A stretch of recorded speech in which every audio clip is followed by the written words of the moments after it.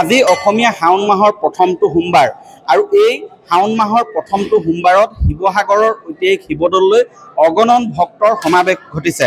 মই দেখুৱাইছোঁ এই পৰিৱেশ, কাৰণ এই শাওণ মাহটো মহাদেৱ শিৱৰ জন্ম মাহ বুলি বিশ্বাস কৰি আহিছে আৰু এই জন্ম মাহটোত মহাদেৱ শিৱক পূজা অৰ্চনা কৰিলে সহজে মনোবাঞ্ছা পূৰণ হয় বুলি ভক্তসকলে বিশ্বাস কৰি আহিছে, যাৰ বাবে এই শাওণ মাহৰ প্ৰথমটো সোমবাৰত মই এই শিৱসাগৰৰ ঐতিহাসিক শিৱদৌলৰ পৰিৱেশ দেখুৱাইছোঁ। আজি পুৱতি নিশাৰ পৰা অগণন ভক্তৰ সমাৱেশ ঘটিছে এই ঐতিহাসিক শিৱদৌললৈ।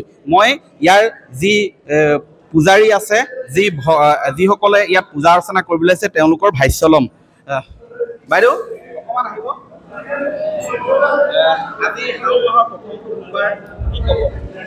আজি শাওণ মাহৰ কাৰণে ইয়ালৈ মই আহিছোঁ, শিৱদৌললৈ পূজা এভাগ কৰিম বুলি আহিছোঁ। আজি বহুত ভক্তৰ ভিৰো লাগিছে, ভাল লাগিছে, ভক্তৰ সমাগম হৈছে আৰু আমি শিৱৰ এতিয়া সেৱা এটা জনাই আশীৰ্বাদ ল'বলৈ আহিছোঁ।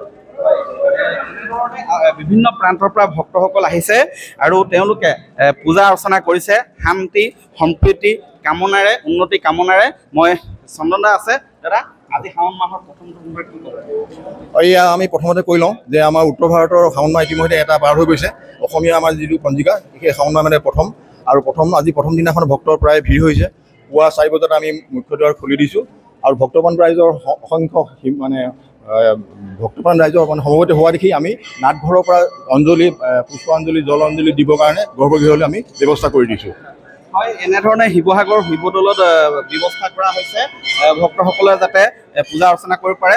মই আৰু ভাষ্য ল'ম। বাইদেউ নমস্কাৰ।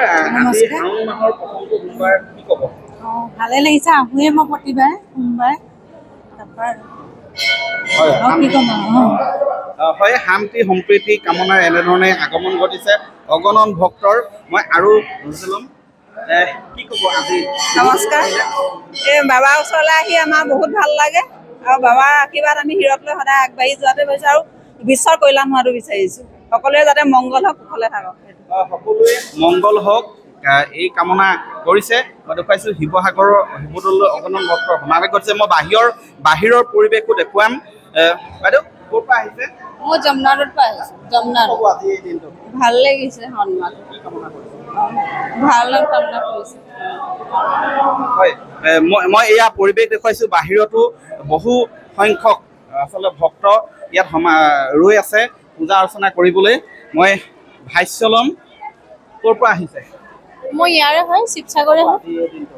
আজিৰ দিনটো বহুত পবিত্ৰ দিন, বহুত ভাল দিন। আজি ভাল লাগে আজি আহি মহাদেৱৰ ওচৰত প্ৰাৰ্থনা কৰি। মনৰ কামনা পূৰণ হওক। দাদা ক'ৰ পৰা আহিছে? ওচৰতে ঘৰ। কি ক'ব আজিৰ দিনটো? আজিৰ দিনটোত ভাল লাগে, প্ৰত্যেক বছৰে আহোঁ। ভগৱানৰ পানীৰে মনটো শান্তি লাগে।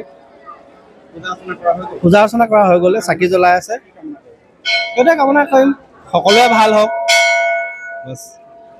সকলোৱে ভাল হওক এনে এই কামনা কৰিছে। মই দেখুৱাইছোঁ শিৱসাগৰৰ ঐতিহাসিক শিৱদৌলৰ চৌহদ সম্পূৰ্ণ ইয়াত লোকে লোকাৰণ্য হৈ পৰিছে। ভক্তসকলৰ যথেষ্ট সমাৱেশ ঘটিছে। বাইদেউ পূজা অৰ্চনা কৰিলে? এতিয়া ভগৱানৰ ওপৰত মনৰ কামনা কৰিছোঁ আৰু মনত যিটো ভাবিছোঁ সেইটোকে কামনা কৰিছোঁ। সকলো মনৰ আশা পূৰ হওক যাতে, তাকে কামনা কৰিছোঁ। হয়, মনৰ আশা পূৰণ হওক, আমিও তাকে কামনা কৰিছোঁ।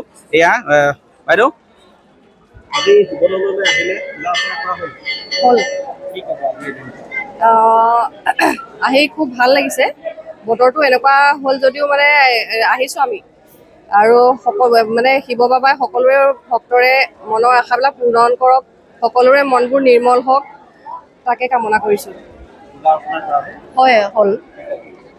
ভাল লাগিছে আজিৰ দিনটো। আজি শাওণ মাহৰ প্ৰথম সোমবাৰ আৰু আহিবলৈ পাই ভাল লাগিছে। আমি ইয়াৰ নহয়, ডিব্ৰুগড়ৰ হয়। আমি এটা শিবিৰ কৰি আছোঁ আৰু এইখিনি যে পালোঁ খুব ভাল লাগিছে। সকলোৰে মংগল কামনা কৰিছোঁ, সকলোৰে ভাল হওক।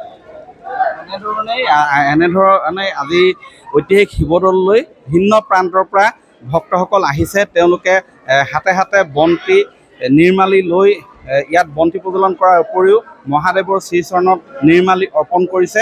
অনাগত দিনবোৰ যাতে শান্তিময় কুশল মংগল কামনাৰে পূজা অৰ্চনা কৰিছে। সকলোৱে দিন শুভ হওক, অনাগত দিনবোৰ ভালে কুশলে যাওক, আমি তাকে কামনা কৰিছোঁ আজি এই পবিত্ৰ দিনটোত।